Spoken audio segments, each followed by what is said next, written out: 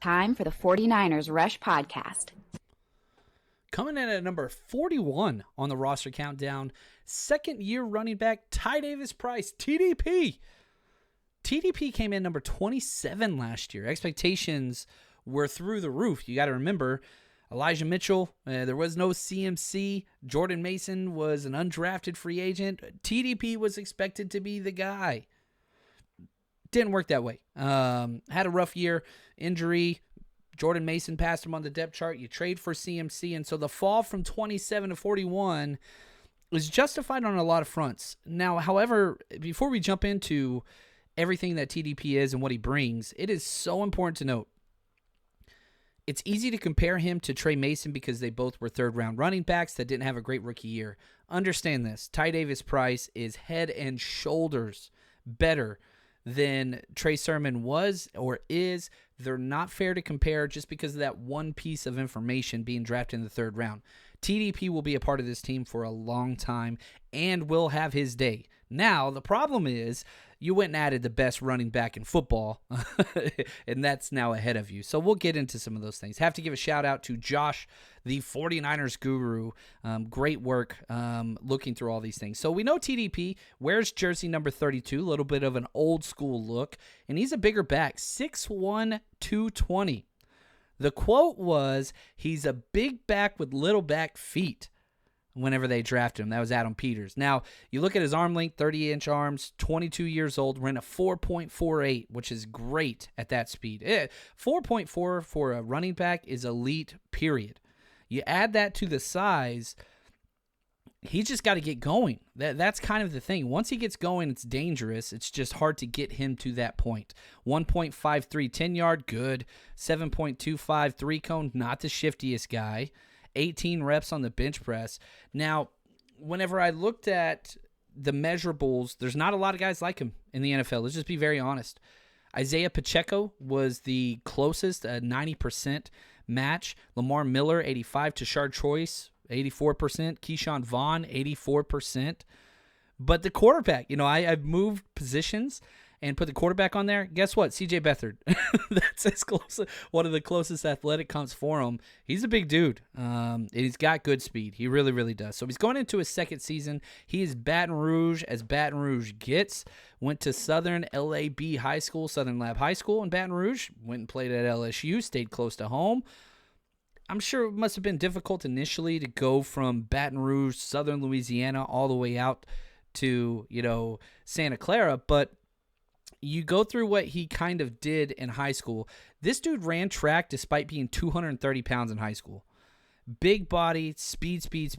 He was a relay runner at 230 pounds. He was a finalist for the Warwick Dunn Award, which goes to the top high school player in Baton Rouge area. He had 2,500 yards, 29 touchdowns, had almost 14 yards per rush. Was considered one of the top running backs in the country for the 2019 class. He chose LSU. Why? Stay close to home. He is a family man. His daughter, Brooklyn, gives him all the motivation he needs, he has said repeatedly. And he kind of fit the mold of running backs that had an insane game.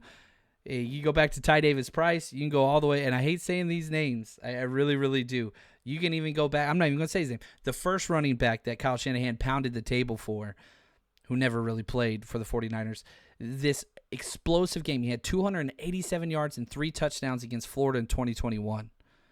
He has the tools to be productive. He fits everything. And, I remember we were hosting the draft party in Las Vegas. We were on live when they draft. People were upset. People didn't like this pick. The whole idea of spending draft capital on running back, they didn't like it. Well, he comes out, he hurts his ankle early in the season, fell on the depth chart, CMC trade, Jordan Mason explodes, Elijah Mitchell's on, off. It's not great.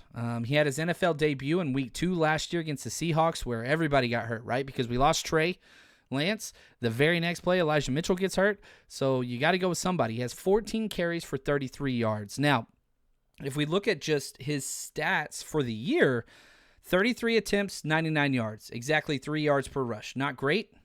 2 targets, nothing good. Missed 3 games total with an ankle injury. it's what it is. Played in 6 games, 70 snaps, 53.6 overall grade, 49.3 pass, 56.1 run, and didn't get a lot of special team snaps, only 23. So the thing that I have to go back to that I'm just like, okay, what's good about what we saw? 7 missed tackles forced on 33 rush attempts. Pretty damn good. Not bad at all. Small sample size. But I can say he's probably one of my favorite players this training camp. I really thought that he took a lot of huge strides. We had to see an increase in the receiving option that he brings. Had to. And I think that he got that. He improved big time this offseason, which I like to see. My biggest flaw with him is he likes to cut back way too often instead of sticking with the game plan. So if it's an outside zone toss, which is kind of what Shanahan does, as soon as he catches that ball, he bounces it back every time, which every now and then is okay, but you can't be so quick to stop a play from developing. And so that's one of the things he's going to have to work on. He did get better through camp. You saw that the coaches were coaching him up on that. Dude, you got to press outside, got to press outside, got to press outside. So we'll see what is next for this guy. I think he's running back 4, and there's a spot on this roster for that. I don't think anybody's even close to pressing to take that away. I think he's closer to running back 2 than he is not making this roster. CMC, lock-loaded, best running back in the NFL. Then number 2, they want Elijah Mitchell there. He just can't stay healthy. Number 3, Jordan Mason. Yeah, I don't think he'll ever pass Jordan Mason for his career, especially with Jordan Mason taking strides in the receiving game even more so than TDP. And then you got TDP. LeBourne, I don't see as a threat there, not yet. It's what it's going to be. And so they're going to roll into the NFL, week 1, the 53-man roster with these guys, and they're just going to have a stable because we cannot stay healthy. And all these young guys, being a late 3rd round pick, his salary is really not too bad at all. So TDP has a bright future. He's going to have to wait for those opportunities, but he belongs on this team, and the 49ers are better with him. I think there is literally less than a 3% chance that he gets cut. I think he's on this roster. He's just too damn good, and Shanahan has proven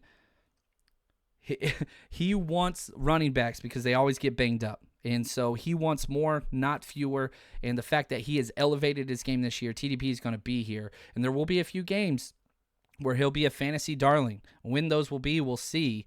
But TDP's got a lot to prove this second year, and I'm excited in his corner. Great dude, great family man, great teammate, and just runs so stinking hard. So TDP, go get him this year. And for us, we'll just keep counting him down.